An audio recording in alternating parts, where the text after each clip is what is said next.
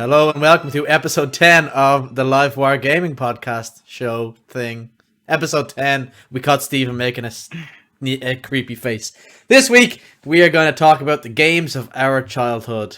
Computer games of our childhood, not games, because that could get weird. Anyway, how is everybody this week? Good. Yeah, it's been a good week for me. Dill had a fight with a lawnmower at the weekend. I got abused from a man bun last week, so I decided to just go. We shamed it off your head. Yeah, peer pressure is a good thing and a bad thing. No, I just woke up one day and I was like, I don't want this anymore. Brittany 2003 buzz. Free Brittany. Hashtag free Brittany. Hashtag free. If you can see this, put 3 fingers up. Dylan, what have you been doing this week? What have I been doing this week? Aside from upgrading your setup. I got an upgrade for my setup yesterday from yours truly. On that side, and I'm just gonna do it because sorry, you can't see my thumb because I'm crippled. That looked like that. That's my thumbs up. Okay, I'm a cripple. Yeah, I now have a more than 60 hertz monitor, and I was clocking Apex at 120 to 140 yesterday, which was fucking redonkulous. So yeah, no, I'm really happy with that. Makes a huge difference, doesn't it? It's night and day. Like I was playing it. And I'm sure I was just wrecking the guys' heads. I was literally just like, oh my god, this is incredible. Every 10 seconds. And it's like, this is going to be what it's like for the next while. Have you played Destiny yet? No, they haven't played anything apart from Apex. I haven't really been on today. When you bump Destiny from, 30 on console, but when you go from 60 to over the hundreds in Destiny, it's just like, oh my god, I can see. I can see clearly now my frames are gone. My jump from console to PC was only 30 frames, and that was a massive difference. Like I couldn't get over it. So this is like my biggest jump to date, and I can't wait for it. But yeah, just been playing my usual WoW. I started on the Shadowlands campaign this week, so I'm still a bit of a noob, but I'm a story noob. I tried to play Destiny, just wasn't feeling it, so I didn't force myself to play it. And playing a lot more Apex. That's a crazy decision to make. You're supposed to go on Twitter and complain about it while doing it. And force yourself to play it as well. Force yourself, yeah. I missed out on that algorithm, so I just said there's no point, But yeah, Stephen, that's been my week. What have you been up to, Stephen? Week started off quite enough. I didn't really do much gaming, and then the Cyberpunk patch came out, and I said, you know what? Let's try this again. And yesterday was amazing. It's been a bit of a roller coaster, all right, yeah. Yeah, it was really good. Like my frames still haven't improved massively, maybe 5 overall, so I'm still way below 60. But it feels less framey, so I can play it on its mood. Just for clarity, can you disclose what settings you're playing Cyberpunk at? I'd rather not. I do not want to tell anybody. It's a real first world gamer complaint. Yeah. Well, actually, all right. So I'm playing ultra everything, including ray tracing, and I'm getting between 45 to 60 frames per second, consistently in about 50. But what I'm finding is, no matter what settings I change, even when I go to low preset, I'm still getting 45 to 60. So. Is that you leaving? Is that you leaving on ray tracing though? No, ray tracing off, and it's still within like awful frames. That is strange. Yeah. Now, if I go to low, I'll get 80 something with DLSS on. That's weird because like I was showing it to Dill when I play at ultra everything, ultra ray tracing. I get somewhere between 60 and 90, depending on where I'm at in the game. But as soon as I turn off ray tracing, that goes to 140, 150. Constant. That's weird that's happening to you. I'll get maybe 10 to 15 frames. And my something's not right there. Something's not right there. Yeah, my CPU's at 50% load, so it's not even like I'm in the 90s. Yeah. So I don't know. Something's not right. There's something not right there. I don't know what that could be. And now, today, I've had 4 hard crashes within 10 minutes of starting the game. So, it's not playable again. Just give it another year. Be fine.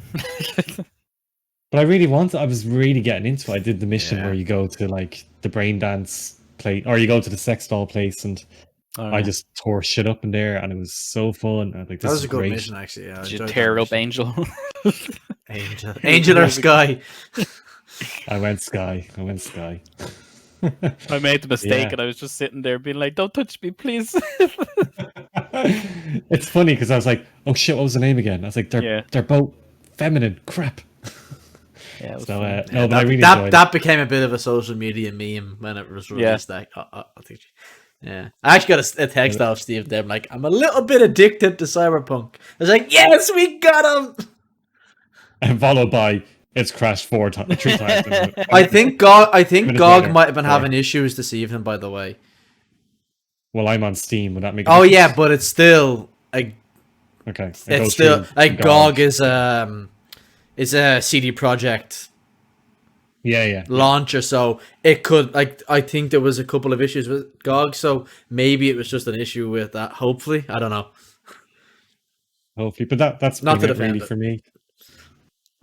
What about you, Yeah, Kev? What have you been up to? Played a bit of Destiny. Didn't play a whole lot of Trials over the weekend because Saturday night turned into a very, very late night. We did Trials as well. We did Trials on Friday. I think I went flawless and then did a card with you and Kraut. And then Saturday it was Mr. Anubis' birthday. So we had a big Discord call for that, and I said it started at 8 o'clock, and I was like at 8 o'clock, I'll jump in here for an hour or two, and I went to bed at 5:30 in the morning.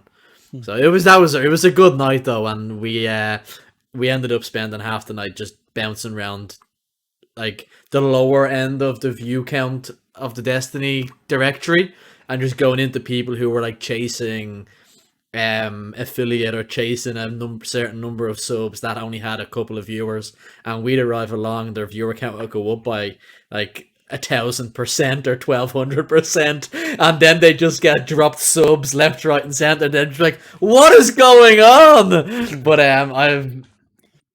that was good, and I did a bit of chasing after a couple of them that seemed like decent sound people, and badgered them long enough to add me on Steam. So we've got an extra couple of people to do raids with now as well. So hopefully, yeah, that was my weekend. Sunday I recovered. Monday I still recovered, and then apart from that, I've been doing Dynamax Adventures in Sword and Shield because it's chill lying on the sofa, and then did the new Grandmaster Nightfall on Tuesday, which is okay until the boss room, and then once you get to the boss room, it's fucking stupid. But yeah, that's all I've done really. Busy week in work this week for some weird reason. I don't know what happened. It was it's Easter holidays. It's supposed to be quiet, and this week it's just been insanity. It's just out of nowhere. It's just been busy. So tired. No one got the eggs they wanted. No one got Taking the out eggs on they everyone wanted else. now. No, it's just I don't know what it is. Weird week. Weird busy week. And then today I put the Outriders and didn't play it. That only launched like Today, an hour ago, didn't it? well, 6 p.m. on Steam, an hour and a yeah. half ago. So, no interest in it. I'm looking forward to playing it eventually. Yeah, when it's free on the Epic Game Store in a year's time. Solid. No, I'm actually gonna be one of those people that gives it a decent fighting chance. Yeah, and it's just compare it to everything else that I've played. Just play it for what it is. yeah. It's a story I game. did start to play it. I played some of the demo and just didn't enjoy it. The small Yeah, bit of that's fair. time I spent in it. So hopefully it eventually comes to Xbox Game Pass for PC, and I'll give it a bit of a shot then. But it's not really. It's a third-person shooter, so it's not really my cup of tea. But Nice. So will we move on to our main topic? I think we should. Yeah. So Which is which is Kev's got a bit of rice in his mouth. So, which is the games of our youth, I guess, our childhood games that we played when we were a couple of foot smaller. I had a squeakier voice, less grey hairs and wrinkles. So I think when I was doing up my list, I tried to avoid both the obvious games and ones that we speak about constantly. So I tried to not visit 1997, for instance, because like we talk about those, and I tried to not visit ones that we spoke about in our favorite games or our favorite characters. Yeah. That tried to pull on kind of not more vague ones I remember playing, which is what I tried to do anyway.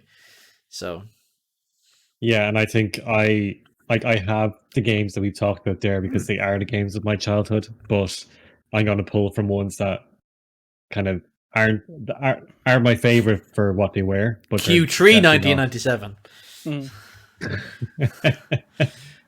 So yeah, no, it was good actually going down memory lane a bit to reminisce about the games you play and go, oh yeah, I remember that, and picking one and going, oh yeah, wasn't there something else similar? And just even before we came on, we were talking about renting games. I remember going to Extravision and just playing the shit out of some of these. I think that's where a lot of it comes Begging, from. could you rent a game because the deal was on where if you rent 2 movies, you get a free game for rent. I miss doing that. I miss going down to the video rental store and taking out a game for €10 for a week, and then tried to burn through as much of it as possible. That was the last game. The last game I got rented, and this is kind of how recent this was Bloodborne. Wow, they didn't shut down that long ago. Like I routed out a receipt there not too long ago where I actually bought my PS4, my base console PS4 in Extravision. So it's not that long ago. I'm pretty sure I bought Destiny in. I might have even that in GameStop. But yeah, no, because we used to do raids with people on Destiny in Vault the Glass and Crota's End that worked in Extras. Like half our raid team were Extravision staff members. So yeah, it isn't that long. It actually isn't that long ago that it closed.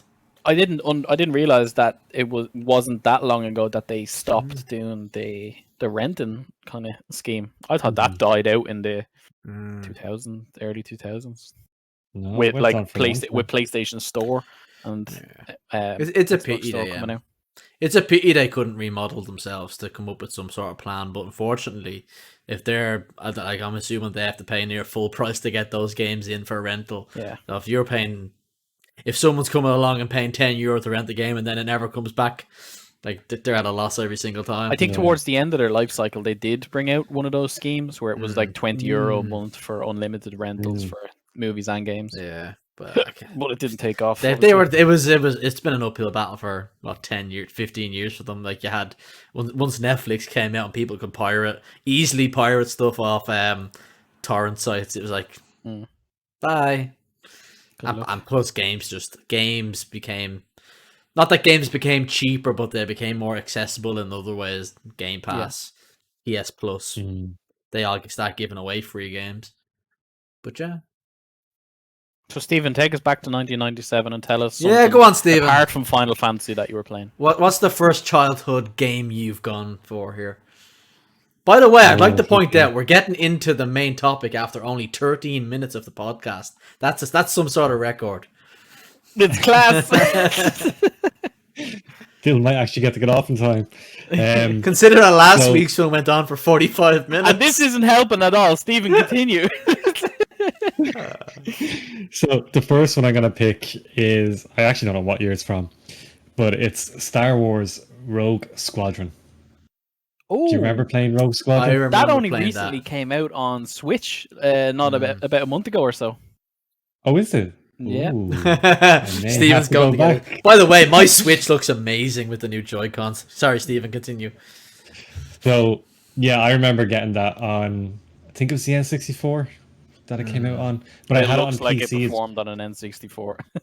But I had it on PC with a flight stick. So I got to learn how to use the flight stick and going to do all the missions where you get to pick the X-Wing, the Y-Wing, and then you unlock the V-Wing, the B-Wing, the A-Wing, the TIE Fighter, TIE Bomber, the Interceptor. You get all of them, and then you can put in codes and get the Millennium Falcon. That was such a good game. Those missions were brilliant. So yeah, that actually came later on to me today when I was thinking back on them. And was that a typical dogfight? Sorry, I just had to Google it there. I was completely wrong. It's Republic Commando that got remade for Switch. Oh, you. Now Sorry. you've disappointed him, Dill. Sorry. I remember But playing. you can like, just get the actual Squadrons, which came out on Steam and PlayStation and Xbox, which is amazing. I think that's on Yeah. Game Pass now. Actually, I'm sorry if I'm wrong, but I It's on think EA you can Play, get I it on. think. Yeah. Oh, Yeah. sorry, EA Play. Probably I think- Play. EA Yeah, Play. so then it is on Game Pass then, because I they've think so. merged. So, Rogue Squadrons, was that your typical dogfighting in space, or was it more linear story? No, it was. Well, it was. There was a story to it, but it was just missions built around dogfights. So the first one is you're Luke Skywalker training in the X-wing for the first time in Tatooine, and the first thing you have to do is go around and kill womp rats. And you go around. There's these tiny little, like what looked like paper mache cutouts, just running around. You're trying to shoot them, and then you get invaded by squadron of TIE fighters, and you have to take them out. And it was just so. And one of them is like the canyon run in Mos Eisley or something, I think it was. And it's such a good game. And like the flight controls for back then were fantastic. Yeah, From what it I was remember. probably Could be you'd shit think now. it's fully immersive, and it's probably compared to so now. disconnected. Yeah, I remember, but that's like my mate Jono had like all those Star Wars PC games back in the day. Just like I can't even remember the names of them, but the side scrollers, the dogfighting ones, he loved that shit back in the day. And I was like, I just want to play FIFA, but yeah, they were good games. Yeah. So what about you, Dale? What's your first childhood one? My first one is not I want to say not so long ago, but it's 2003, which when you think about it is a good while ago now. Freedom Fighters was my first one. Oh, I Yeah. remember that. Yeah.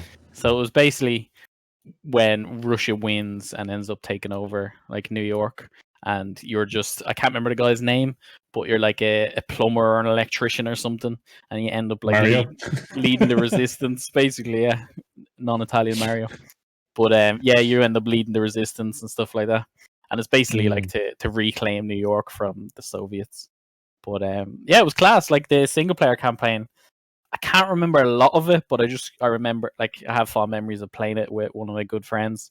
And the multiplayer was really, really good. It was like typical capture the flag or like base capture and stuff. And it was like 4-player split screen, so you were literally like on top of the telly trying to get a look at what you were doing.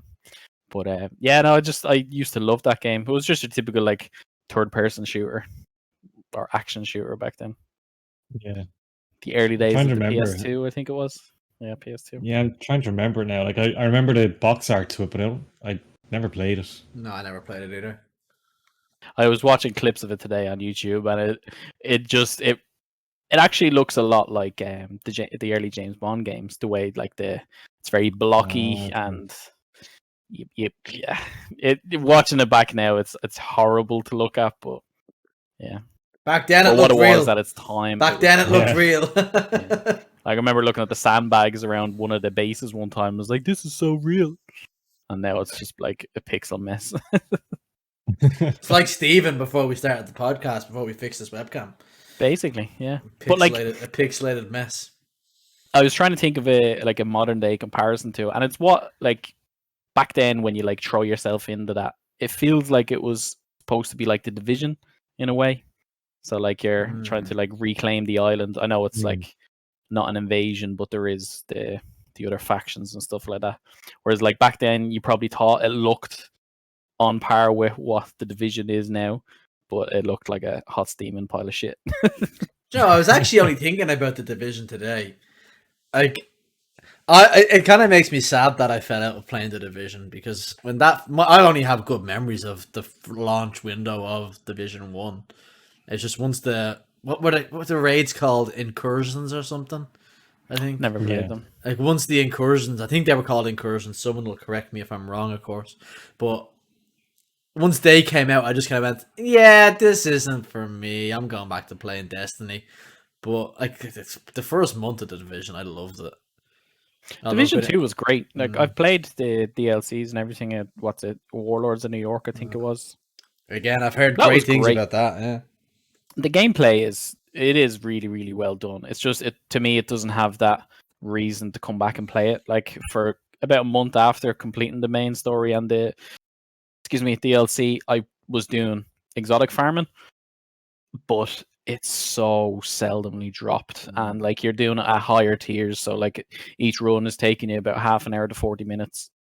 And it just got to the stage where it was like I was doing the same thing over and over, and I was trying to mix it up and do. They rotate where they drop from and stuff like that, and it was horrible. So if they had a better end game kind of chase, it would be good. But no, Yeah, I really enjoyed it for the story and everything that it was. It was really the end game where I fell off it. I was looking into the dark zone, just fucking with people for hours. Whereas that's why I love playing those kind of games for the story rather than this is something that I want to keep coming back to, because you get much more out of it, and you reclaim that better experience rather than forcing yourself to play it just for the sake of playing it. But yeah, Freedom Fighters is my one. What about you, Kev? What's your first one? I don't think it'd be fair to speak about my first one of my childhood games without actually talking about the first game I played as a child.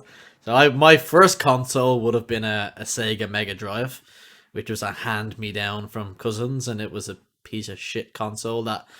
Okay, the console wasn't a piece of shit. The one, my particular one was, in that the plugs, the socket for the plug into the back of it was missing a couple of pins, so you had to wiggle it. Jesus. You had to sit there and wiggle it until the console came on. Angle it works. Yeah, and then once you got the right spot, you just had to jam it into the wall and then not move it. So the first game I ever played would have been Sonic the Hedgehog. Nice. It is an obvious one, I think, for a 90s gamer to go to. Yeah. If you weren't a Mario and Zelda, it was Sonic.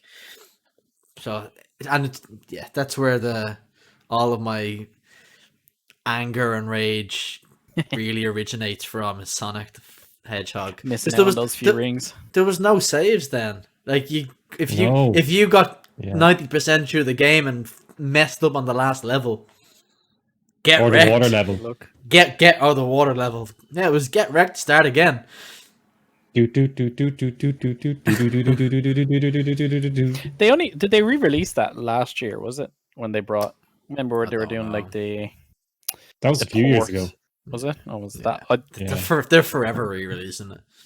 Yeah. And then you had the Mega Drive Classics on the PSP and that as well. And I think you can get that on Steam.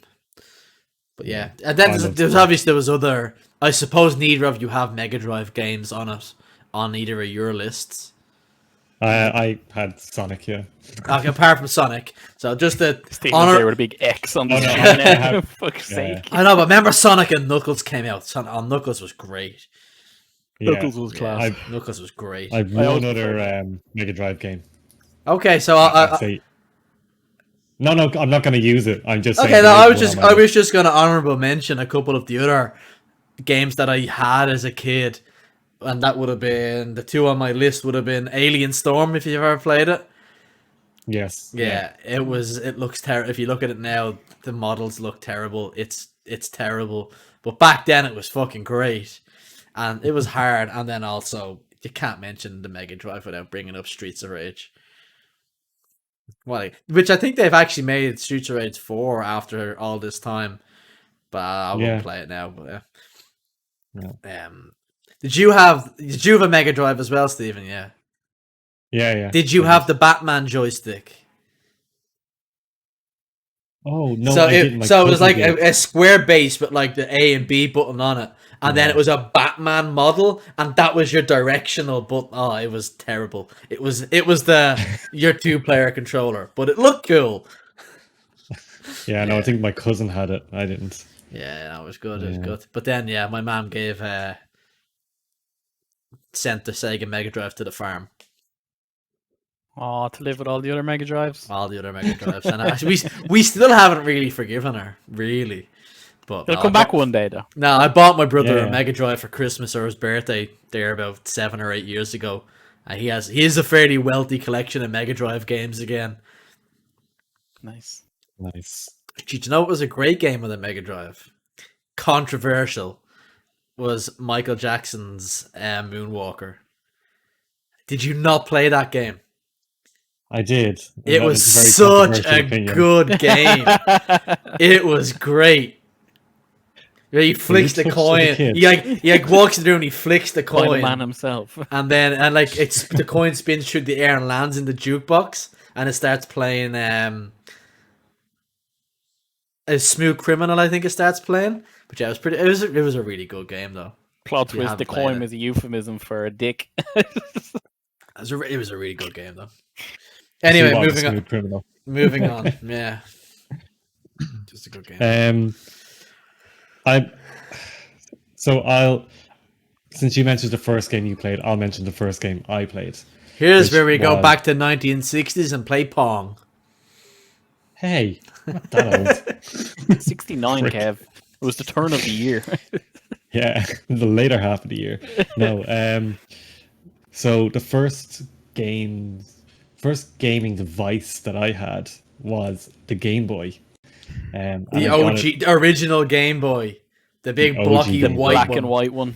yeah, The one yeah, that came one out you of a kill box with a white clicker and turned cream after a week. Yeah, that one. Yeah, I got one because I had really bad tonsillitis as a kid for years, so I was in hospital getting them removed, and my parents bought me a Game Boy, and I was in the hospital for like a week and a half, and the game that kept me going was Super Mario Land, the Okay. first Mario game where you are introduced to Princess Daisy. So my first introduction of like the princess you save was Daisy, not Peach. Not Peach. Yeah, and The I think it irony was- of a Mario game being released on us. Oh, it was Nintendo. Sorry. Ignore me. Editor, cut that And, out. Thanks. so yeah, I just remember it being so difficult because like the first few levels, they're grand, they're easy platformers, and then you get to ones where you've like the Easter Island heads and a Sphinx that's like shooting fucking balls of fire at you, and I think you're in a spaceship in one of them as well. It's mental. But yeah, that was my first one, and then from that I was able to play like the Pokemons on that OG Game Boy, Yeah. which was less than stellar. That's one thing that I tried to leave out of my list. Actually, was the Pokemon games because Yeah. obviously, like we played Pokemon as kids. We're of that generation that was like that's just what we played. So I tried to leave them out, and I also tried to leave like Crash out as well because obviously we played Crash. Yeah, I was It's never much there, of but a. yeah. I was never much of a Mario person because me neither, it's dude. exactly like you said, Stephen. It's easy for the first while. It's just your generic platforming, but then it's Mhm. just like here's a ton of shit. We're just gonna put every mechanic and just try to feed you, and it felt overwhelming at that age. And even Kathy's inside now playing Mario Odyssey on the Switch. She's having a really Hate hard the 3D time one. Yeah. because it's just it gets to the stage where it throws so many kind of mechanic based things at you at once. For a Yeah. kid's quote unquote game, it was Because even one of my memories of playing like Super Mario 3 is that my dad used to love it, and he would help me play it. yeah. But it got to the stage where like it got so difficult that he would. He'd be I think struggling. one time I think he broke one of the controllers. He just got so yes, pissed off Mr. and, like, Comiskey. he was just like playing. He's an angry man anyway, and he's just playing it. And it was like I think it's the last world, like World 8 or something, and he just died to it. One of the Hammer Bros and just went broke it. and just walked off instead of screaming at me. Yeah, can't do it. Bye. Then Oh, kick yeah. the shed. I'll get you a new one tomorrow. Fuck's sake. Yeah, so that's my big second one. I had a Mario game on Game Boy. I think it was GBA. I think I had it. I can't remember the name of it, but it was a really, really good game. It's probably in the drawer there, but it was a I world can't where you went into a level, went the whole way around, but it was really cool. Anyway, moving on. Sorry, hi Dill. Oh, I know the one. Yeah, I know the exact. might have one just been because I called can Mario and imagine my Luigi. GBA in my hand. it's Super Mario World. I think it is World. I can literally vision jumping up the pole rooting for it. for the flag. Yeah, yeah. It's Super Mario World. That's the one. I'm rooting for it. And You could get a Yoshi in it and stuff. But anyway, Dill, I let's go actually, on what he's I actually think it was Mario and Yoshi. I think possibly. Oh, that was another one, yeah. Yeah. Or taking a different ones then. Anyway,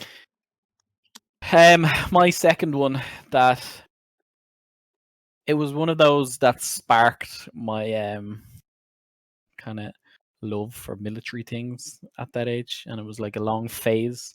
Was SOCOM. Knew you were gonna say SOCOM. SOCOM. Remember, you got the Never headset. played it.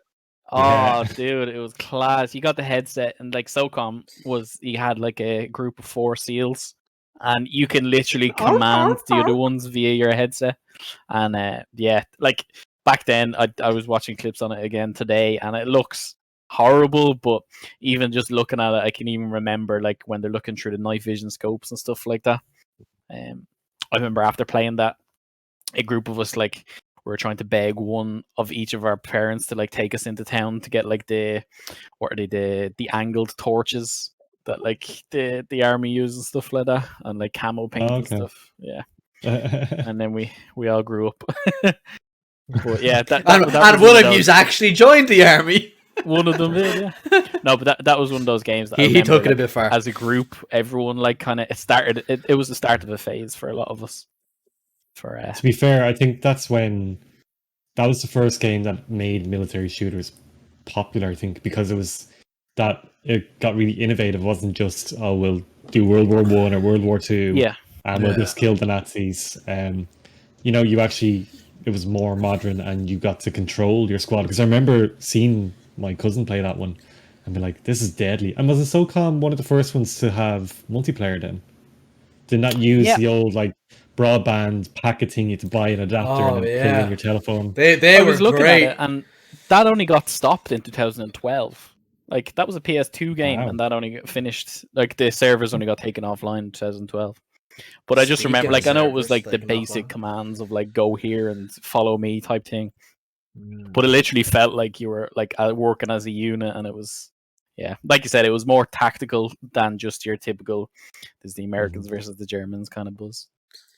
But yeah, that I remember it used to be class. Yeah, that's an interesting one. Yeah. But only one of us had it, and we used to always go over to his house to play on weekends. He was everyone's best friend that year. He was everyone's best friend, yeah. Just that year. Yeah. No, it was funny. It was a good time.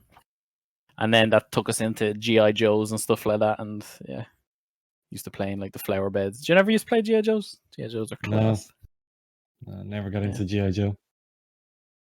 But yeah, that was my other one. And it was more so like, they're not like the best of games that I've mentioned, but it was more so, how you were like the memories that you played with them back then, which is what to me gaming is about. Like, that's why I think we all stick with it, is those nostalgic memories, because it's not that the games were particularly good, but they elicited certain feelings or made you just feel anger and rage. Definitely anger and rage. Yeah. It's the same with like even one of the ones I have on my list here is Turok, and I've never played it, but I remember sitting there watching my uncle play it on a Nintendo 64, just sitting there, just obsessed with holy shit, there's dinosaurs and guns and fucking. It was class, and I was only like 8 or 9 then, but it was just one of those I can remember like scenes rather than actually. I've never played it, but it's fond, You just reminded me of another great game back then, which was Dino Crisis. Crisis. Like the Resident Evil dinosaur crossover. Yeah, Jesus, sorry. Just as you're saying dinosaurs, like, oh yeah. Yeah. Well, no, that was. Do you know Dylan's nanny made him watch The Exorcist when he was 7 years old? 7. He told me this. My nanny's a very religious woman, and this is why I can't watch horror films now, by the way. I vividly remember she was sitting on the 2-seater couch and I was sitting on the long 3-seater couch, and it was a Saturday night. My mom was gone out or whatever, and she was like, "You'll like this, you'll enjoy this," and then literally sat there and made me watch The Exorcist. Well, she was doing like Telly Bingo or something, or scratch cards or whatever, and reading the paper, and I was just there like, the fuck. So I still to this day cannot watch that scene, the one that I won't speak of because I probably won't sleep tonight. Yeah, that was wow. I know, all right. That sparked a lifetime of trauma. Yeah. And then I think it was when I was 11 or 12, my mom was watching Freddy Krueger. And I think I was watching it, obviously I got sent to bed. I was watching it through the door on the stairs. And I obviously shouldn't have watched it. And yeah, it was that scene where I've never seen the films, but apart from this, when someone's in bed and he like takes out their fucking veins or whatever and uses them as puppets, and I was like, nah, fuck this, I'm out of here. Stormed up the stairs and never looked back.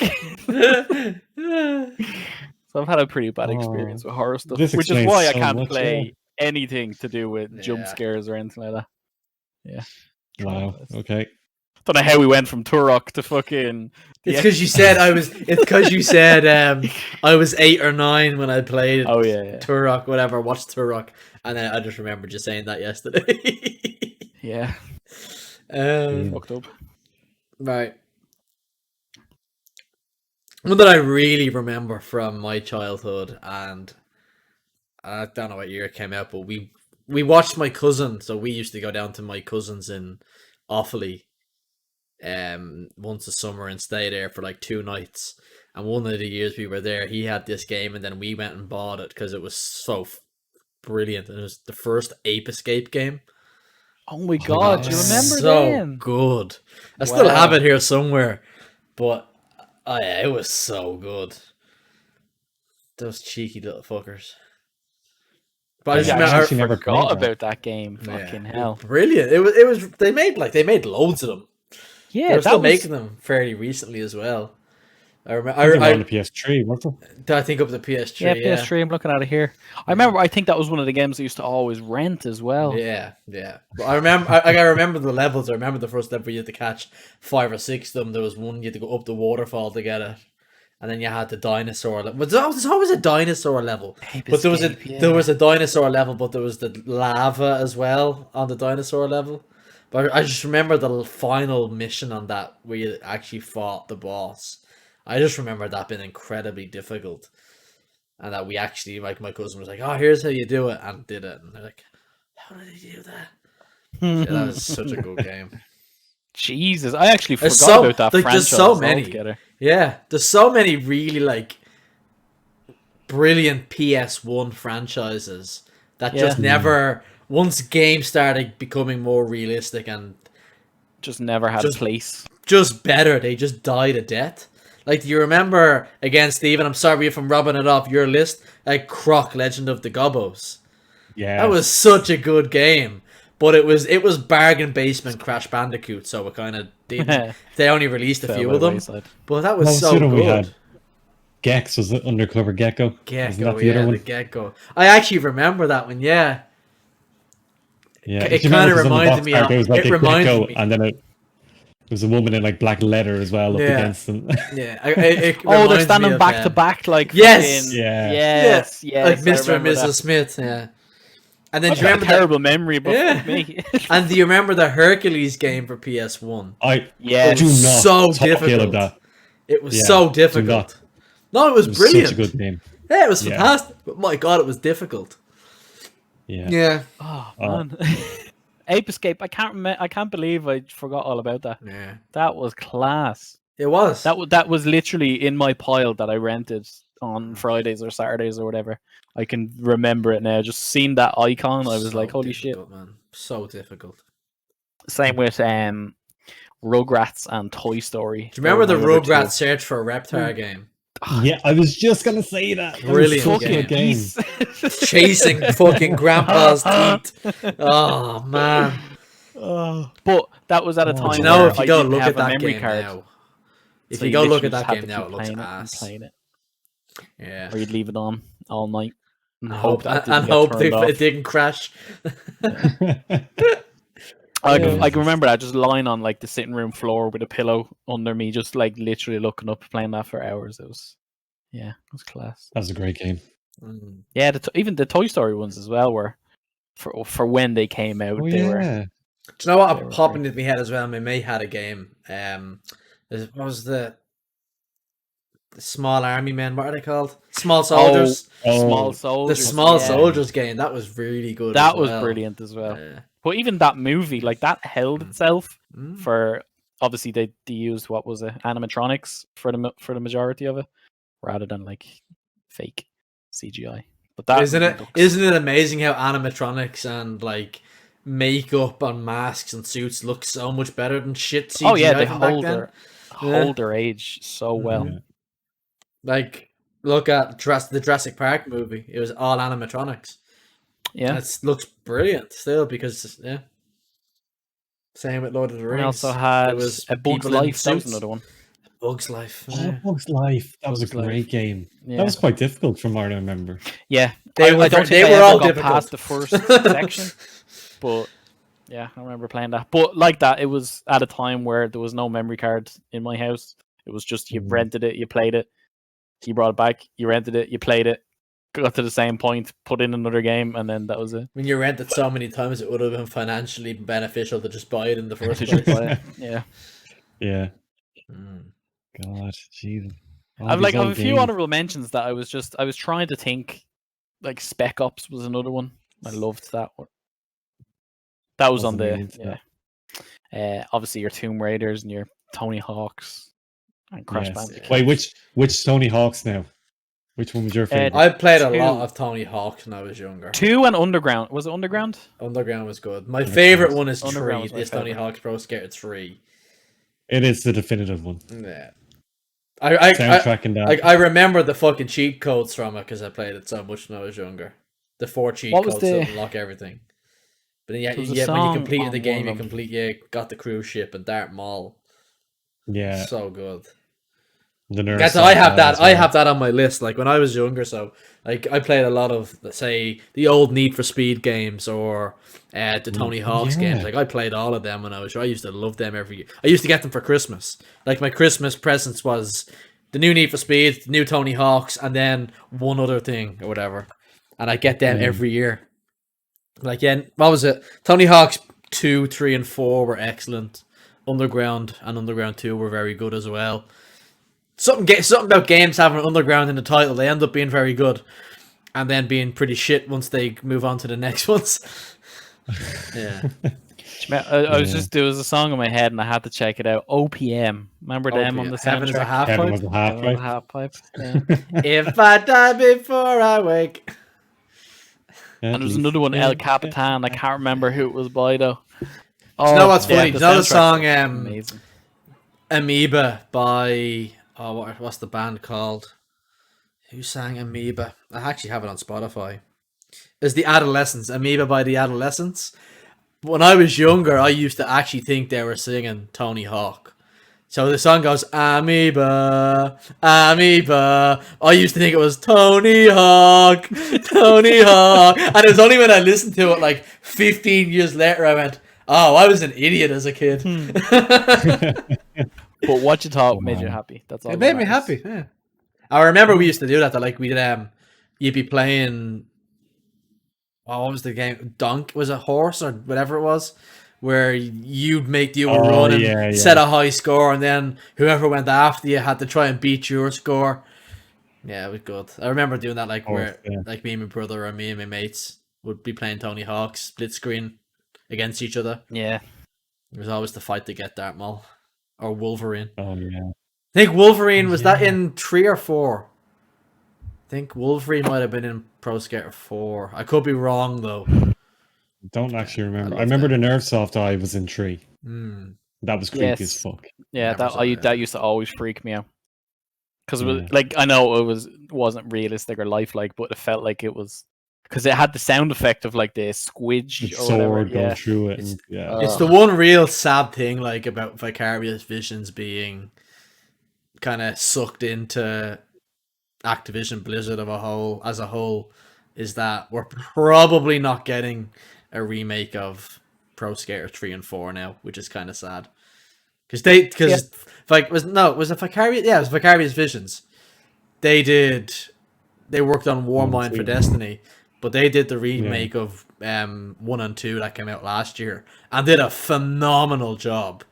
Like that was one of my game of the year for last year. It was so well done that I was like, oh, do 3. Can we get 3? Can we get 3? But that's probably not going to happen now, Not unfortunately. gonna happen. That sparked off another phase of skating as well. It did. It did. That started Yeah. the influence. Mm. I'd say for a lot of people as well. It did. 100%. Tony Hawk's trick tips videos on VHS. I remember going into town and getting my first Powell skateboard on top of fucking on O'Connell Street on top of that shop. Can't you remember went what it there? was called. I got Yeah. mine and it was a Skate City in Temple Bar. Skate City, yeah. Yeah. It's above where where? I went to Ram City in Ramsey. Oh yeah, the old airport Ram road. City was where the skate park. Yeah, Yeah, it was so shit. Like, remember when you were there and the famous fucking roll-in was massive, but then when you look at it, like on pictures and stuff, it's fucking shit. It's like tiny. that high. It's But, 4 like, when foot. you were It was a younger- 4-foot ramp, Oh, it was but ridiculous. it seemed massive back then. Yeah. And like the quarter pipe was big, but It's in not one hindsight, thing it though, was, in comparison to when we were maybe coming into our just before our teenage years. Like, yeah.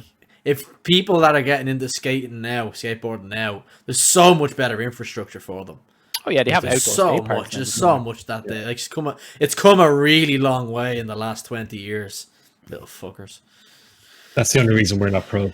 It's the only reason. We just Only reason. if you It was didn't get so that injury in expensive, though. 2004 would have been fun. Yeah. But it was so like your parents couldn't afford to bring you to Ramp City yeah. every week. Like it just couldn't. Whereas now it's like, oh man, going down the skate park. All right, don't get drunk. Okay. Yeah, I remember Ramp City was like £15 or something like that. It was expensive for like for an an hour hour. session Wow. or something. Yeah. Yeah. And it wasn't like you said what it is now. It's not like an all day thing. It was literally you had your hour session and that was it. Yeah. You were kicked out. Yeah. Yeah. I remember that. You'd be fucking sweating buckets coming out of it. Oh, you'd be this dying. mess. Yeah, you'd be dying. Used to You love literally that. wouldn't stop for an hour. I wonder, have we all met each other in Ram City before? Like, Possibly could have passed. being each around, other, just never known. Like me and But Louise that's think like- that like is it possible like me and Louise knew each other or met each other at some point because we live quite close. So we were into the same things. It's very possible that we were in the same fucking creche when we were 2 years old and just didn't realize it. Yeah. I remember the boot where obviously the parents and all look from upstairs. It was like before beside the roll in. And it was just like big foggy windows. You just had loads of smelly skaters in there. Yeah. Just sweating, You could- having the time of your life. I think it's you can still get open food though. there. Is it? No, I think It's Cart. it turned into No, a it's go-kart Cart thing, City didn't it? now. Yeah. Yeah, but I think it's still open. Obviously, at the moment it's Yeah. not, but I think it is. Yeah. No, the Well, inside, Cart I City went is- go-karting in it, and that's like the reception for the go-kart. Right. Yeah. It's taken down completely. Yeah, There's so much outdoor stuff nowadays that they don't need that they anymore. don't need it. Yeah. But yeah, I think these games had a bit of an influence on which A little direction bit. the next year or two of our childhood went. Probably a good thing we couldn't drive back then. Like with Freedom Fighters, me and Gaz used to fucking shoot go guns. to Army Bargains and get like camo combats and fucking just go into St. Anne's Park and pretend we're getting fucking fighting the Russians and shit like that. Like we'd literally be head to toe, Stephen, head to toe in camo gear with a fucking camo backpack on our backs and like guns, I caught Thinking fake you're Pokemon. invisible. thinking we were the fucking dog's bollocks. It's like, But- guys, look at me, I'm just ahead. yeah, John Cena. But like we were like a good 15-20 minute walk to the park, and I remember when we kind of got a bit older, I'm a bit ashamed to admit how long it went on. It only ended last year. Conscious of what was going on. We used to put the stuff in our bag and then get changed when we got there. Slightly less embarrassing, yeah. Yeah, St. Anne's was so big that like you could go the whole Yeah, day without seeing Massive anyone in it. park. Yeah. Yeah. Mm. But yeah, that literally got sparked from games and stuff like that. know I Gaz can't was get there. blamed for this tangent, by the way. No, This was not no. my tangent.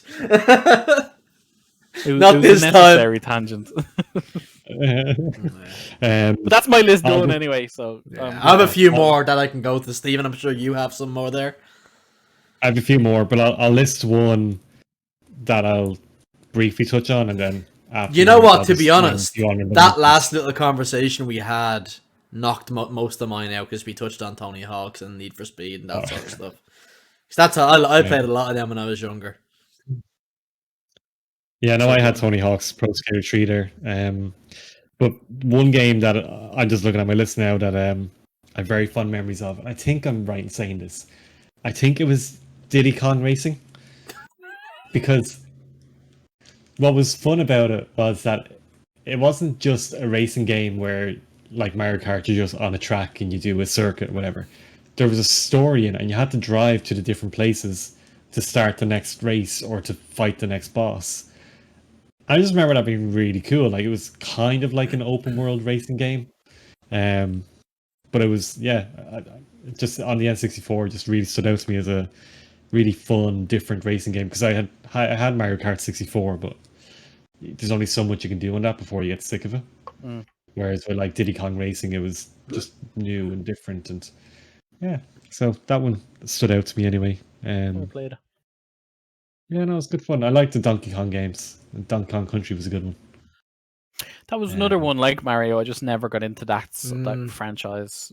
And I wasn't really a Nintendo kid, so I didn't get into them either. Well, I think I was mostly Nintendo. See, I think you're a couple of years older than us. Yeah. Yeah, rub it in. It's just a couple, so you kind of got you did kind of get the end of that console cycle, whereas when I was getting into gaming, it was the very end of that and the beginning of PS1. Like, I was probably lucky to actually get a Sega Mega Drive. I think the reason I got a Sega Mega Drive was because my older cousins got a PS1. I never had one. So. Yep, so that's I have a few honorable mentions, but I'll let you. Yeah, I have some honorable mentions as well. So, like, I'll just quick hit them. So, again, it's on the Game Boy Advance, I think it was. It was a game called Bomberman Tournament. Bomberman. It wasn't your generic Bomberman game with the whatever square with the blow with the blocks. It was a Bomberman RPG. Okay. Oh. Yeah, and in my head, this was the best game ever. I'll probably go play it, and it'd be Dark Souls fighting and everything.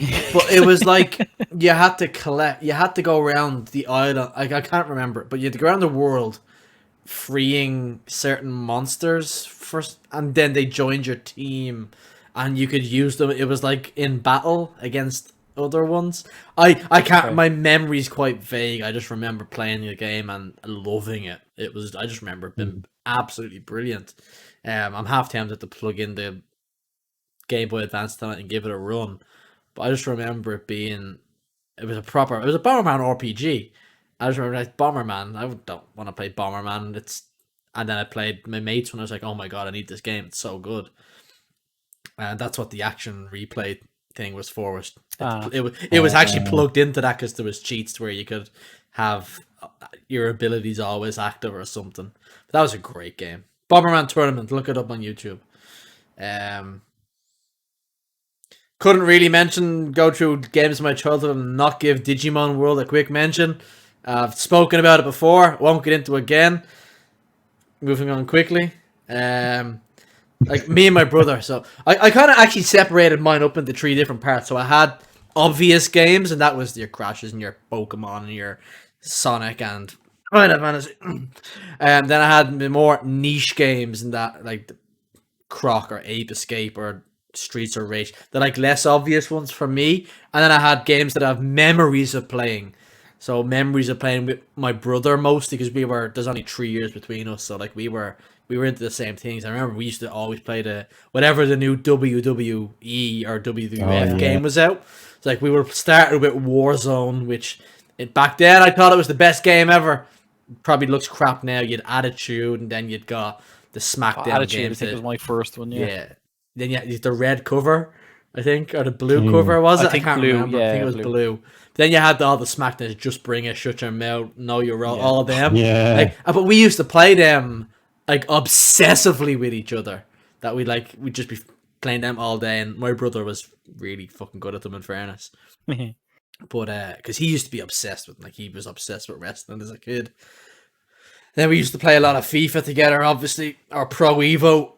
But one other game I remember playing against each other a lot, and it was the first kind of PvP that I would have had in a shooting game, and it was 007 Nightfire. I remember. Oh. I had the other one. What was it? Agent GoldenEye. GoldenEye. Nice. So I didn't have a Nintendo, so I didn't play GoldenEye until yeah. I didn't play GoldenEye till years later. But there was Agent Under Fire.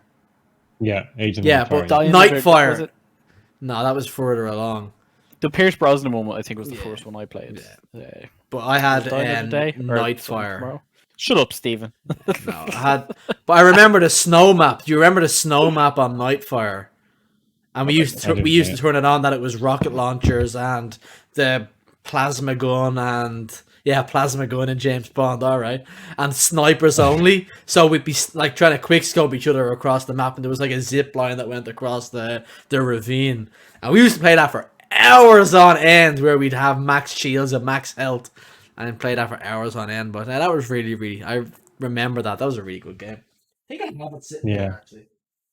You probably do. You don't get rid of It's anything. in that box on the floor somewhere. You can see it's there somewhere. Yeah. He's gone to get a pizza again. Oh, But yeah, that's really the end of my list, I guess. I played Metal Gear Solid as well, but I was a bit older than that. It wasn't really childhood. I was nearly It was like getting close to teenager, so they don't really count as childhood games. Yeah. So I'll run through mine. So I had the first game I ever played on console was Abe's Odyssey on the PS1. Oh man, that game used to freak me the fuck out. Like that, I used to watch my uncle play it when we weren't playing like FIFA 97. But fuck me, it was. So I was I was obsessed with that hated it. when I was younger because my cousin was like, "Oh, Kev, Abe's Odyssey's the best game." So in my head, it was, Abe's Odyssey was this incredible, the best game ever made, and then you watch it's like, I don't really get it. I don't get it. Do you know what threw me? It was the mouth like stitched shut. Stitch Yeah. That's all on par with fucking Exorcist. Save it for the news. Save it for the news. Fine. Stephen's like, fuck's sake.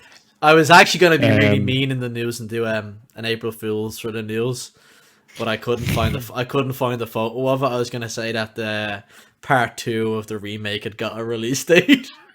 Oh no! I'm surprised that didn't actually come out as an April Fool's thing. Yeah, so was I. That's why I went looking for it to try and find it, but no. Halo Infinite was delayed though. It wasn't really. Is that actually? I was gonna say because I would believe that. Yeah. No, it's gonna be, just not yet. Just not today. Sorry, go on, Stephen. Hit that list. So the other thing, I got Casper the Friendly Ghost on PS1 with Abe's Odyssey, but never played it. Obviously the Spyros. Yeah, Spyro Crashes. was a great shout as well. Yeah. Demo Crash or 1. Spyro? Crash or Spyro? What do you prefer? It's hard to pick. I think Crash was objectively the better game, but I enjoyed Spyro more. I subjectively agree with you. Okay. If Spyro had continued on the franchise the way Crash It did though. It just didn't get as much hype. It had like Yeah. Dawn of the Dragons or something on PS3, which There was actually quite a Spyro good 2, game. and then there was Spyro 3, Year of the Dragon. Then there was a PS3. And they game all as well. deserve a remake. They all But, like, deserve a remake. I think it played It played a lot differently than Crash though, because Crash is your level runner, whereas Spyro felt a bit more open. Yes. Yeah. Spyro was kind of semi-open world, wasn't it? It was. Yeah. You had your area. Spyro Or your has zone. skateboarding. That's Do good. you remember that? The Spyro Yeah. skateboarding was the best. I don't know remember why that. he was a dragon. He could just fly, glide. But he couldn't. I don't land know a why he kickflip. needed he couldn't land the kick.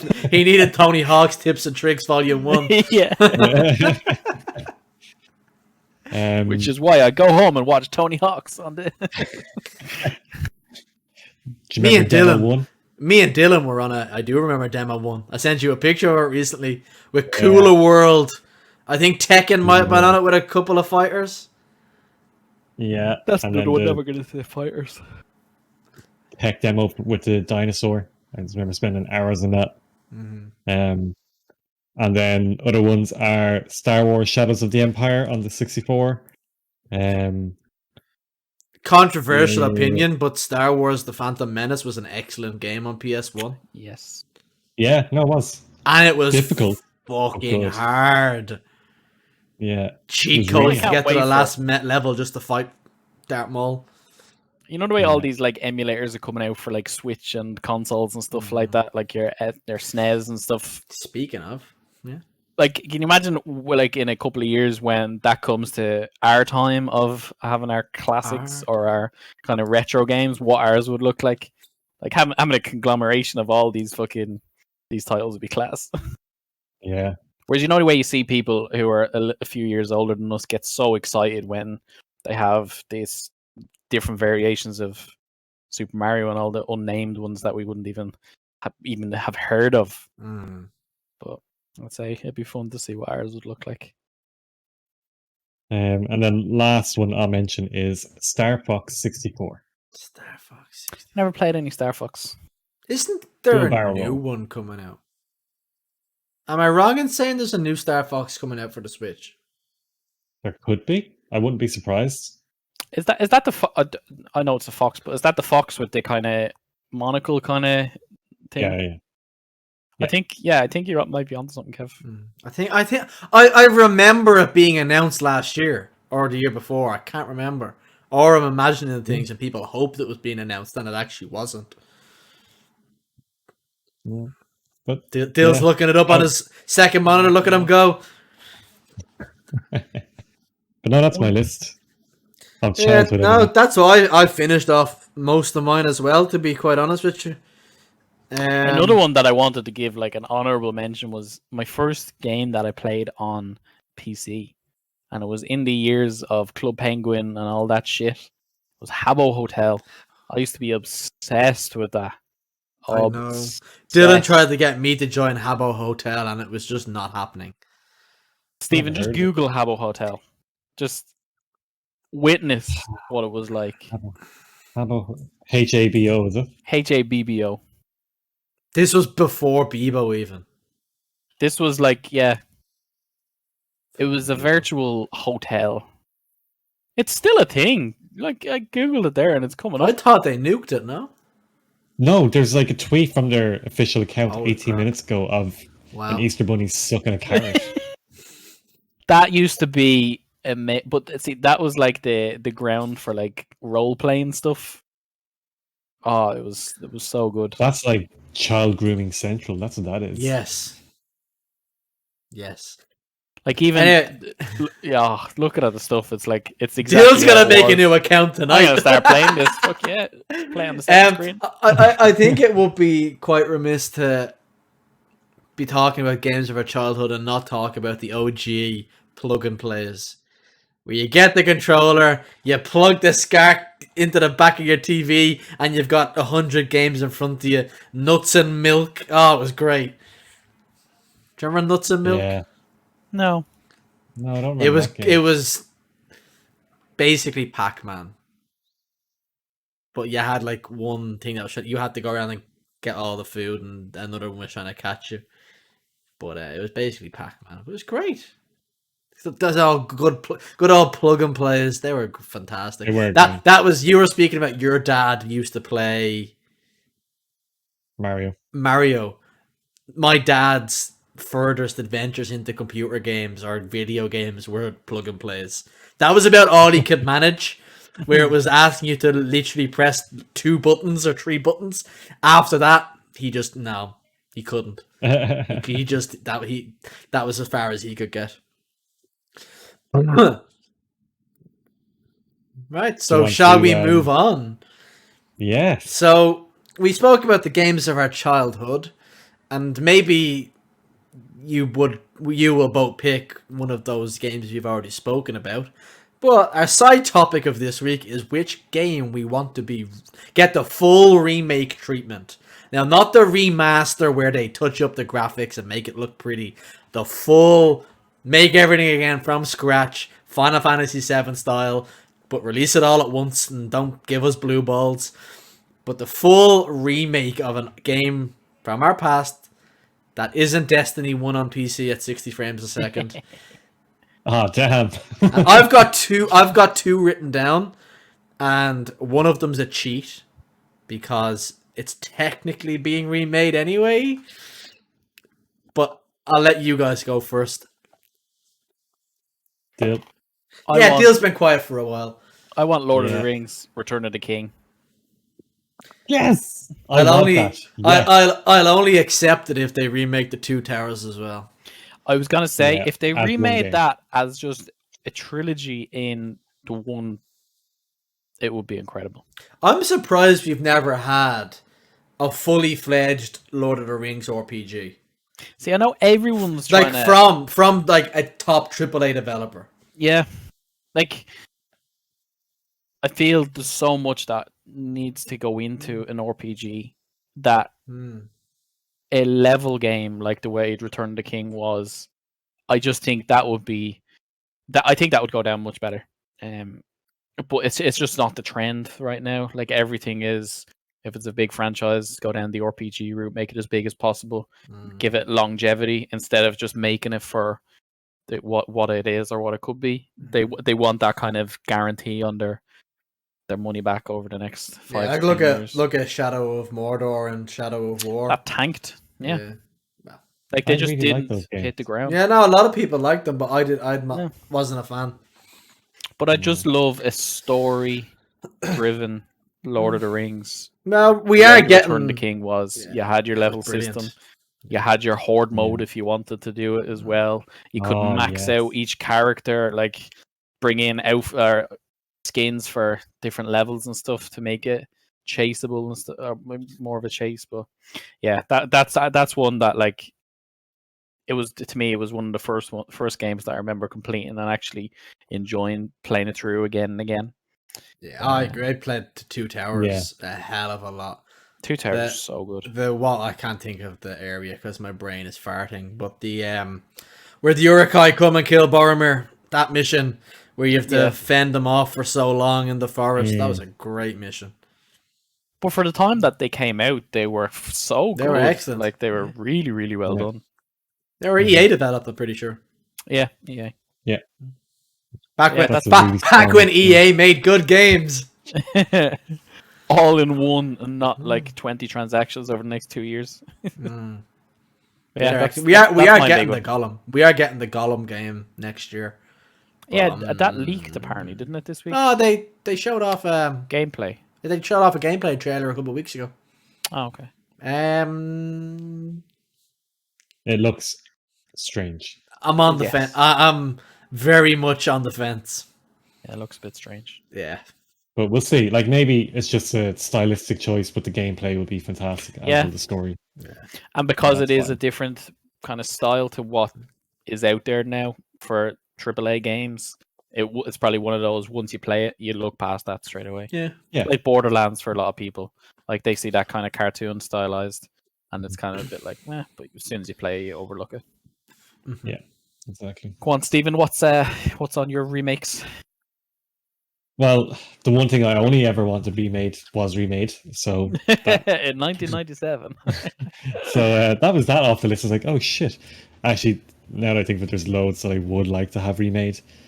But one that I think would work really well in this day and age if it got the full remake treatment. Doesn't have to be what it was back then. Would be Silent Hill 2. I think. Here he like goes we were talking saying about last- weird shit again. I'm gonna go to the toilet quickly.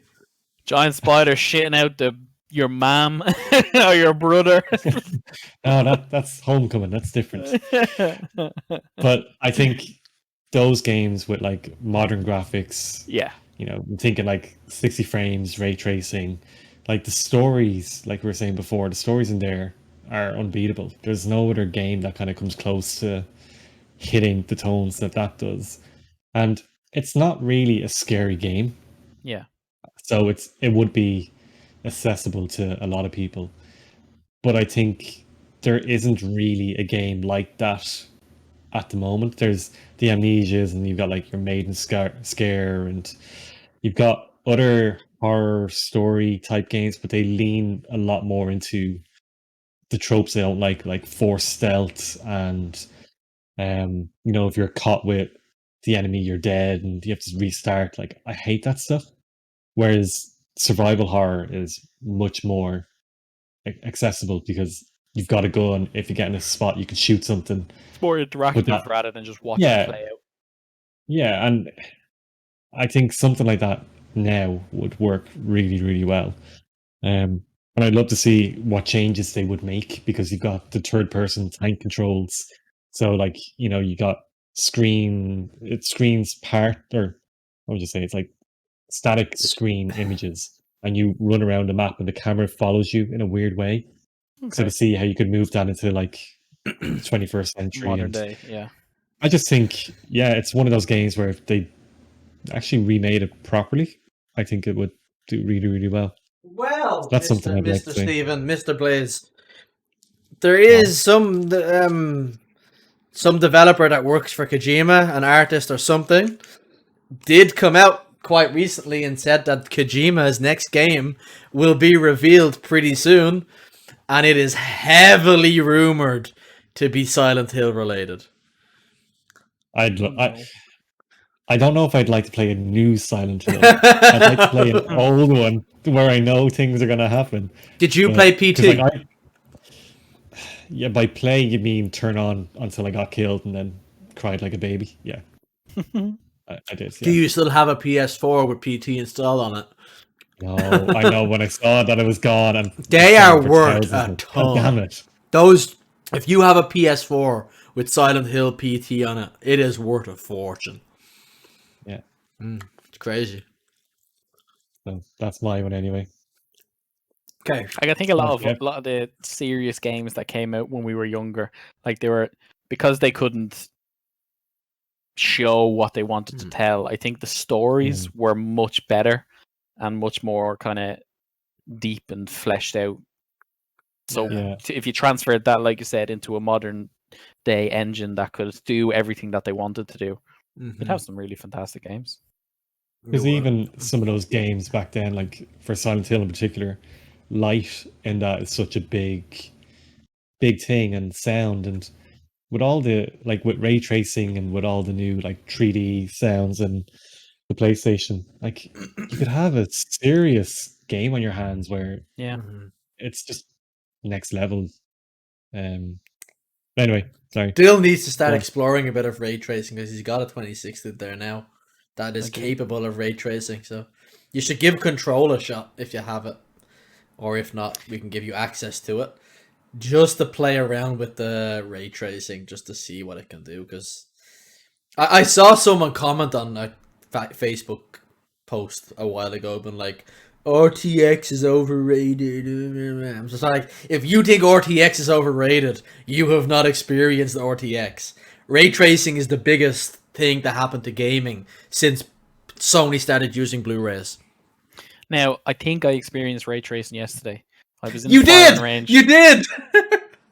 I was in the firing range, and I had my settings from whatever I had on ultra everything, and I shared my screen, and the guys were like, "What the fuck?"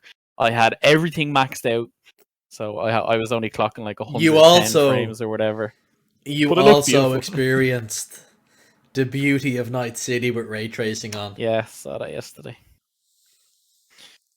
And then got swiftly knocked down by a car. But he was like, look at that looks really nice. Dunk! Hit by a car, he's on the floor. I think that's something that I'll revisit when I'm ready to. I'd wait. I'd wait for if it's something that you're like, I don't need to play it now. I can wait. I would wait until they do another couple of big patches. Yeah. Now, apparently, this patch works better for middle to lower end tech and older consoles than it does for the higher end stuff. Yeah, because at the higher end, I know Steven was saying he's still getting 50 frames a second on average, but that's running it at ultra settings with ultra ray tracing. And I think we kind of had this discussion, Steven, that if you're running Cyberpunk at the highest end settings, it doesn't matter what your hardware is right now, it's gonna struggle because of what they tried to do with that game and how good they tried to make a lot of things look. But if you're playing it at middle graphics, no ray tracing, and you're happy to accept that, I think it is probably playable at this stage. I can't test it because I can't test it, but I'm tempted to install it on the. I'm tempted to install it on my PS4 and see how it runs. Oh yeah. What I will say though is this update has made. I think what it has done is made the definitive place to play the game GeForce Now, because I played it on GeForce Now, and you're getting close to 60 with ray tracing, with everything ultra. It is what the next gen consoles should be, but aren't right now. And I'm quite interested to see how the PS5 version of it runs whenever they eventually launch it. Because the PS4 version runs on a PS5 so smoothly. Like, apart from the occasional crash Louise hasn't played it since the 1.2 came out. But apart from the occasional crash before this update, it runs fine on a PS5. Like, apart from the field of view being 70 or whatever it is, like, if the field of view was 90 or 100 on PS5, I'd sit on the sofa and play it. Because it still looks stunning. Yeah. Moral of the story, anyway, if you're happy to wait, just wait. Because it'll be worth it. When you can actually experience it. Definitely. So... Move on to yours, Kev. Go on. So the game that I want to be remade is Cyberpunk 2070. No. So I have two. And one of them is already technically being remade. So I had to come up with a second one. So I'm just going to say it. My favorite game of all time is The Elder Scrolls 4 Oblivion. Like, when I actually think about it, my favorite game of all time, aside from Destiny for the community and the friendship and all that aspect of stuff, purely on a game basis, Oblivion's my favorite game. And I would love that to get the full remake treatment. Now, Sky Oblivion is a thing, which they are remaking Oblivion in Skyrim's engine. So I thought, it's technically happening, so I'll come up with a different one. And the game I would love to be remade, because it was fantastic, and it is probably the only example of a successful one from the Warhammer genre. It's the best, most successful one, was Warhammer 40k Fire Warrior that came out for the PS2. Now, neither of you have probably played it, but... No, but I know it, yeah. You know, and it was... I think it was made by THQ, who were mega developers cheese back in the day. They did all the wrestling games. They were loaded. I don't know who took them over. But they made Warhammer 40k Fire Warrior. And to have that, I'd love to go and play it. And because it was hard, I remember it being very difficult. But to be able to play that in current graphics, just to look nice and not what it actually does look old, it'd be great to actually play through it from start to finish, like, finally, because I never finished the game. But I remember looking at it now, it looks like a Halo potential, like the kind of aesthetic for it. Yeah, it reminds me a bit of Halo. I actually have it sitting right here. Yeah, that's what I was thinking of. Yeah. And like, I was a big Warhammer nerd when I was in my teens. But this game was like, look at the review score. I know they always put the best review scores on the front of games. Yeah. But like, that's all we had to go by years ago. It was getting it was getting 9 out of 10s and 4 out of 5s from reputable magazines. Like, it was a very good game. But like, you look at it now and it looks blocky and it looks like the first Halo game. And it was done by THQ. I was right. I didn't know THQ on the side it says, please return to Extravision Fingerprints. I didn't realize that THQ was a British company. Oh, it was a story-driven, linear Warhammer game. It was I think it was to do with you were fighting space marines or something. But I remember one mission, you're battling through trenches, and then you get to like a crater in the ground and you drop into it, and there's a big fucking mech that they were called dreadnoughts in Warhammer, and you had to fight one of them, and my god, it was hard. It was like a fucking strike boss. in a Nightfall that you were taking on solo. But yeah, Nice. I'd love that to get the full remake treatment. Like, I just think with like, it's the whole thing where open world to me, it's too big. It's too much to introduce someone who wouldn't necessarily be into that genre.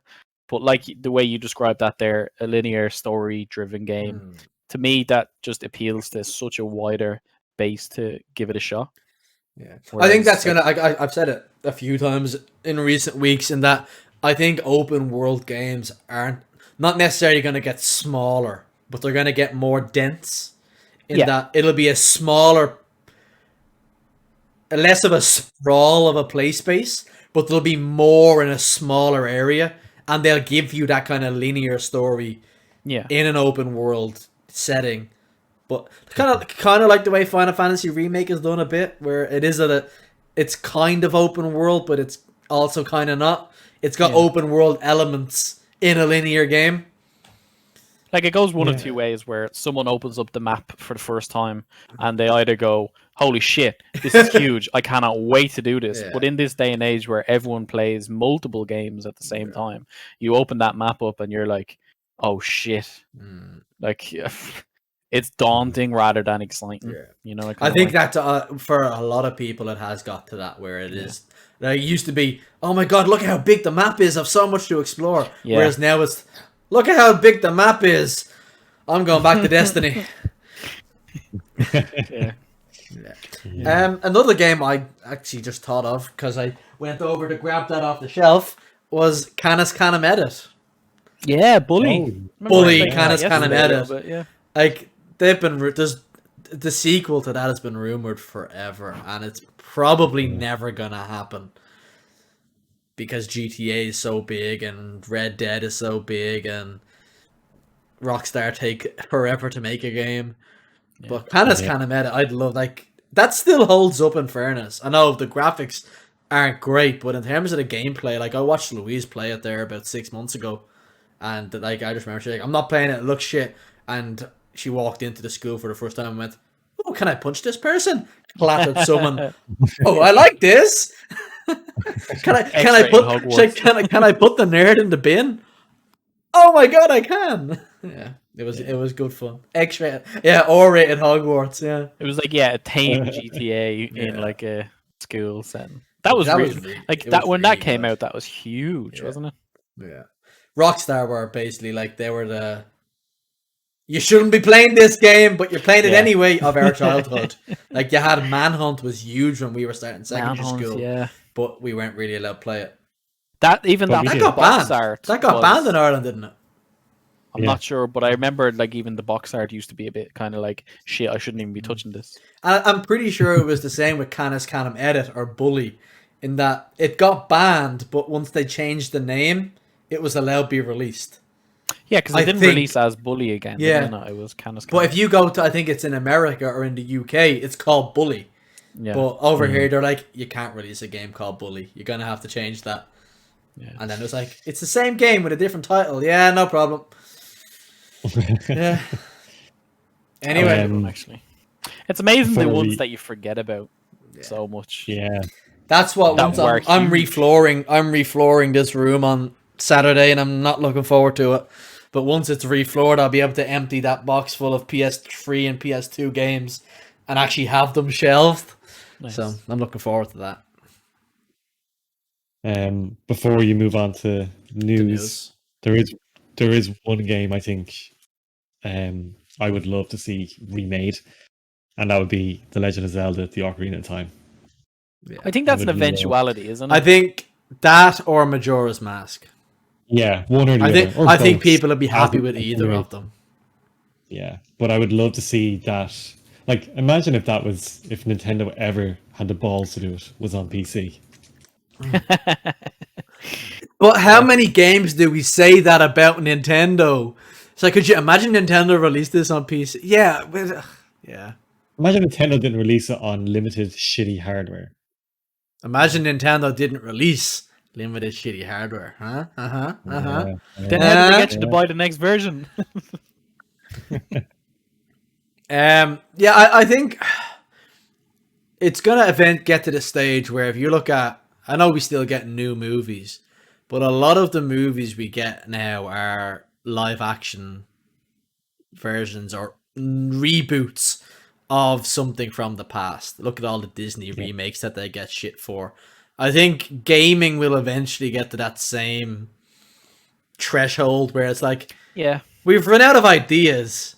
Well, okay, that's probably not fair, but it's like we've run out of very accessible, easy to come up with ideas. Let's just remake something from the past because they'll fucking eat that shit up.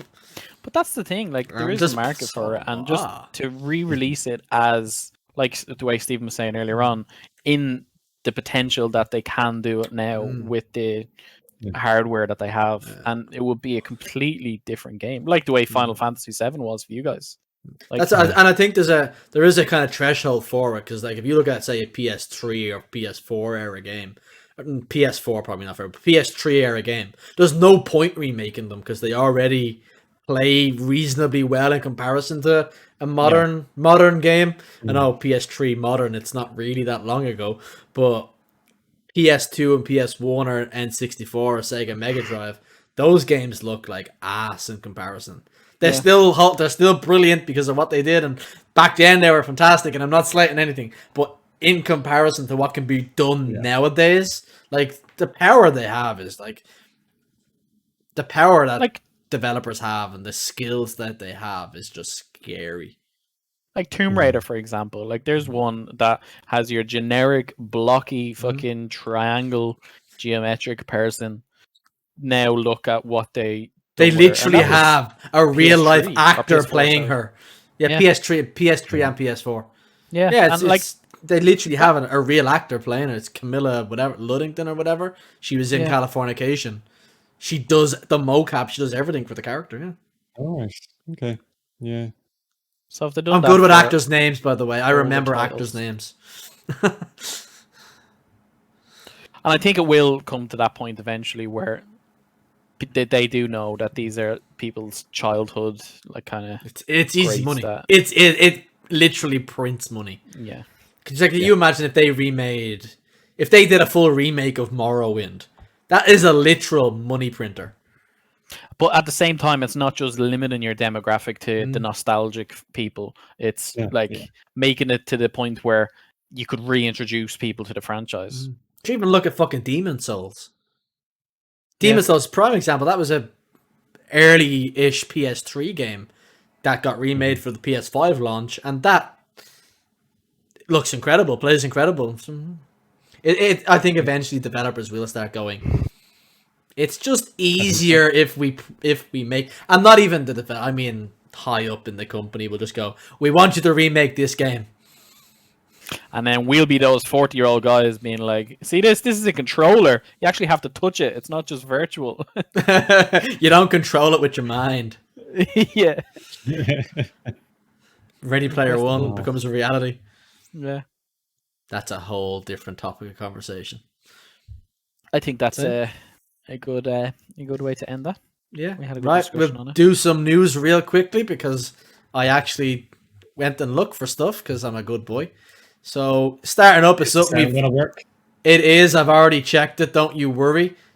Give me a quick testing microphone there, Stephen. Can you hear me? Yeah, I can hear you loud and clear, Captain. However, are you ready, kids? It's not giving me the window capture, which I have to redo real quick. It's okay. I can fix this in literally 2 seconds. And look, it's done. I'm magic. Anyway, we've already touched on this, so we won't get too bogged down in it. It was Cyberpunk's 1.2 patch.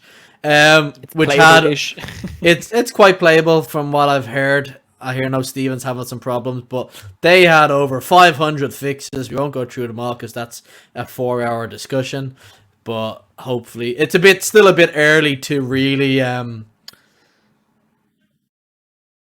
know how well that's been received. It's only been out about 48 hours, but yeah, it's gone the right direction. After that. CD Projekt actually had they released a video as well. I don't know if any of you watched it, but they were speaking about the screen grabs were there where they were talking about kind of the future of them as an organization and where they want to go with Witcher and Cyberpunk. So they're going to be developing them in parallel with each other, both franchises and blah, blah, blah. But we won't get bogged down in that. I found it quite interesting. They did like the, what you call it, like the cycles. I'll actually share it in with you real quick here. There you go. So you can see what I'm looking at. So they did this, the kind of flywheel of what they're doing. Oh yeah. So it gave like the RPG, that the AAA RPG, and the next gen release is coming in the second half of the year, and there's expansions, and then addition of online elements. So hopefully that is still gonna have some sort of multiplayer. But there is some worries that it may not. Right, we will move on from Cyberpunk because Kev talks about that too much. That's very blue. PlayStation got a bit of backfire this week. Yeah. In that they're shutting down the store for the PS3 for the 5 people who bought a PS Vita. I was one of them. And PSPs. I had one of them. Now, this news kind of leaked before it was official. And there was a bit of backlash because originally it was thought that you would not be able to re-download your previously purchased titles. However, they said you will still be able to do that. Okay, so it's not as bad as your it Sony was. account. It still exists. But you just can't purchase new stuff. But yeah, there's a bit of fallout from this though, in that developers weren't told about it, because there's still, believe it or not, there's actually companies developing games for the PS Vita. It's probably cheaper than modern generation consoles or hardware. Yeah, but anyway, yeah, that happened, and people weren't too happy. And they kind of accepted it a little bit, while still not been too happy. Next one up, we got the Obi-Wan Kenobi cast. Yes, we did. Yes. What a cast! I'm gonna open this in a new tab because it's showing me actual people's names over on the side there. Yeah, so like obviously these Joel are Ewan McGregor and Hayden Christensen were gonna be in it. But like the inclusion of Joel Edgerton and Rupert Friend is fucking massive. I love Rupert Friend. Joel and Bonnie are gonna be reprising their roles as the farmers. Yes. Who are gonna help raise thing. Go on, Dill. What's his name? You can get there. Luke. And also we have Han from Fast and Furious. It's the real reason he was killed and then brought back to life and then I think killed again. It was so he could be Obi-Wan Kenobi. The actress Moses Ingram tweeted the other day saying she wields lightsabers, and everyone's going down the route that she's gonna be the second sister. Second sister. That'd be interesting. Yeah. So, yeah, I'm I looking just want to see the synopsis of what route they're going down. Yeah, and then obviously I love Rupert Friend. Rupert Friend is brilliant. That was Homeland, wasn't it? Homeland, yeah. He played Peter Quinn in Homeland. Quinn, yeah. And he was... I just think he's an excellent actor. He's very good. He also played Hitman in the Hitman movie. Lamau. Yeah. And he's in... what's that movie called? The Hotel... I can't think of the name. Hotel? Yes, that one. He was also in I'm forgetting names, but yeah, I like him. Right, moving on, and this is why we shut Steven up earlier. The PS Plus games for April were announced. Oddworld Soulstorm, which was previously announced, is in there. They spoke about that a couple of months ago. And we also got Days Gone, which is interesting considering it just got a PC release. But I never played it, so I will be checking that out, I guess. It'll get added to the list. Yeah, it's free games. If you don't take free shit, you're doing it wrong. Thursday's free game on Epic Day. Do you want to talk about Oddworld Soulstorm now, Stephen? Well, I think it's amazing that this is a brand new release. I follow the developers on Facebook because they're very active there, and they've been developing this game for 5 or 6 years. Yeah, and here it is being released for free on but like it's great. It's great to see that maybe some of the smaller studios will release newer triple A style titles for free. And I think that's I like that proposition of Xbox Game Pass and PlayStation Plus.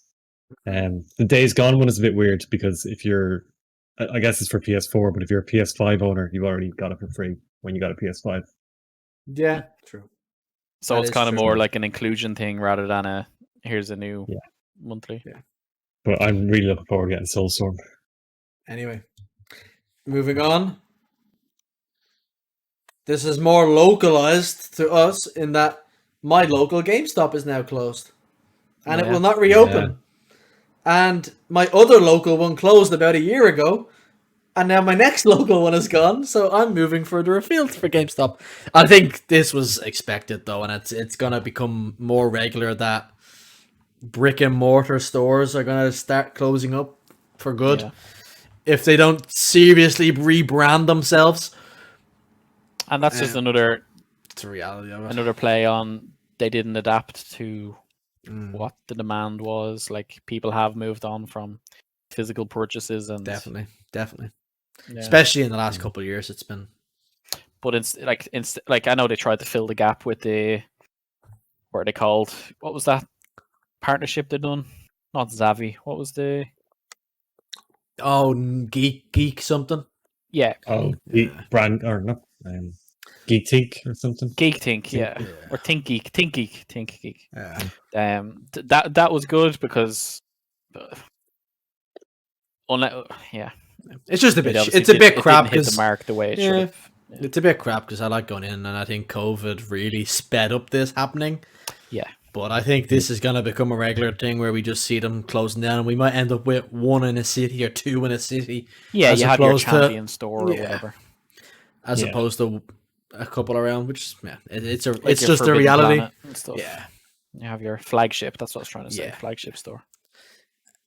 Moving on. So while PlayStation have been shutting down their PS3 store and hindering backwards accessible games, Xbox are doubling down on it and making more games accessible to the cloud. So a lot of these games are now backwards compatible through Xbox Cloud, which is pretty great because some of these are very good games. It's got Banjo-Kazooie, so everyone's happy and that's all fine. But yeah, this is like they're releasing these whatever dozen games, like Oblivion and Morrowind. Yeah, Oblivion, Morrowind, and they're all through the cloud. So yeah. And I can see them. This will just keep happening. They'll keep doing this, and eventually, most of the back catalog will be available through cloud gaming. Get your fingers out, Sony. It's the way it should go as well. Like to have one kind of unified spot for all your games, all your purchases to play on. No, you don't even have to purchase this. System competition. These are just available to play at any time. Fucking amazing. But just to have everything in the one spot. Yeah. Xbox doing more good things again. And the last bit of news came out about an hour before we started this up, and it's that season 2 of Witcher 2, season 2 of The Witcher has wrapped filming. So that will probably be out towards the end of the year, I imagine. Yeah, I'd say December October. again. Yeah, was it? Yeah, October. It was November. It was December last time, wasn't it? I think so. Yeah, stick to the same window. It's like December 17th or something. Yeah, I think it was late December last time. But yeah, that's the news. There was a couple of other things came out, but we got a Bad Batch trailer yesterday. Yeah, some stuff like that was coming along. That was the main stuff. Yeah. There's still more Switch rumors, but nothing concrete. So hopefully we get something concrete soon, because I need to go find a GameStop to pre-order it in. I think what will eventually happen with the likes of GameStop is that they won't have a brick and mortar store, but they'll have a website. It'll be like Amazon. Yeah, and e-commerce. E-commerce, and that's what's going to happen. And then eventually that will go as well. eventually GameStop is just gonna go bust, and that's just reality.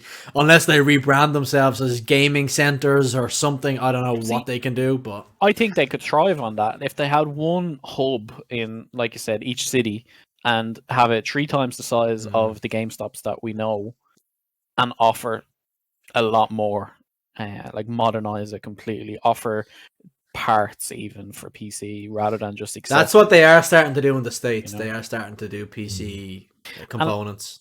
And not even higher end, like just even your basic, like offering like RAMs or PSUs or stuff like that. Obviously, you're not expecting a consistent like GPU fucking stock or whatever, but just little things, cables, all those little things that people have to go online for. Yeah, exactly. The little niggly bits that you're like, fuck, I need to get this. Yeah. But even like, I don't know why they haven't turned themselves into a community aspect where, do you remember you'd have like the little kiosk with the PlayStation games or something, you could try out something coming up, but they just have setups like an internet cafe where people can come in and try out a new game that they have and then go and buy it, or even move into the rental system space, like rent it on a PC that's there and play it for an hour or whatever. So you have some of them, you have some of them across the UK. You got the Belong arenas across the UK, which are run by Anubis, I think, but like they host tournaments and shit, and they're super successful because it's the community aspect. But turn it into more of an arcade store. Then you're turning your GameStop into the local babysitting club, and they're not going to do that. Which is what Games Workshop was for us years ago. Yeah, basically. Every Thursday, 6 o'clock. See you in 3 hours, motherfucker. The best part about that was we had half day from school on Wednesdays, and Warhammer 40k night was Wednesdays. So I'd get out of school at 12:30 and be in Games Workshop by 1:30 and stay there till 9 o'clock that night. Closing time. It's great. It's fucking great. They were hoovering around pizza from Dunn's to keep yourself going. Yeah. Sitting out in the shop. Standing looking through the shop window because they wouldn't let you eat in the store. Yeah, no crumbs. Yeah, no crumbs. Yeah. It was good. Good times. Yeah. Anyway, I think that's probably us, unless there's anything else you guys want to bring up at all. We've got a long weekend now, 4 days off. Well, I do anyway, 4 days off. So I'm just always off because COVID. So I'm gonna probably try and get a bit of. I'm thinking I was doing Dynamax Adventures last night, and I'm gonna see how that goes tonight. And if I get reasonably lucky with a shiny, I'm due another shiny again soon because it's been 8 or 9 or 10 since I've gotten a shiny, so I'm due a shiny again. So hopefully it's the one I want, and then I might. No, you just don't lie. I'm not going to play Last of Us. Oh, no. So, just like I'm going inside right now to play Final Fantasy VII. It's just not going to happen. No, because you're going to play Apex. Going to play Apex. Enjoy. Yeah. Cheers. Have a good long weekend, lads. Yeah. Yeah. Anyone got any nice plans, Stephen? You anything that you're planning to do? Just lock that door and stay there and play games all weekend. You can do it. Fucking wish. No, I actually have Zoom calls with friends and stuff during the weekend. Nice. I must say, actually, having the birthday party last Saturday, it was so it's just so fresh at the moment that it was just nice, just not going on to talk about games or not going on to play games. It was literally just let's just chat shit and get drunk for a few hours and have a laugh. Yeah, it was. As someone who doesn't enjoy going to the pub in normal times, it was really nice to have. It was a real communal factor. Yeah, it was really nice. And in fairness to Griff, thank you, Griff, for organising that, and you deserve the shout out because it was a good night and everyone really enjoyed themselves and made new friends. Did you drink at the thing last week? No, I didn't. Oh, okay. I was like, wait. I have my can of Coke in my sippy cup, and I was happy. However, we did have some celebrity guests, so it was fun chatting to them for a while. I won't say any names. That'd be a handout. Oh God! Close us out, Kev. All right, I get the close to that. Okay, well, my name is Kev. No. Thank you for listening. If you've listened this far, a little bit shorter this week. We were quite well behaved. Enjoy your Easter weekend. If you celebrate it, keep safe, and we will see you next Thursday. You guys see us on Friday, but we'll talk to you next week. Bye. Take it Bye. easy. Bye. Episode 10, over and out.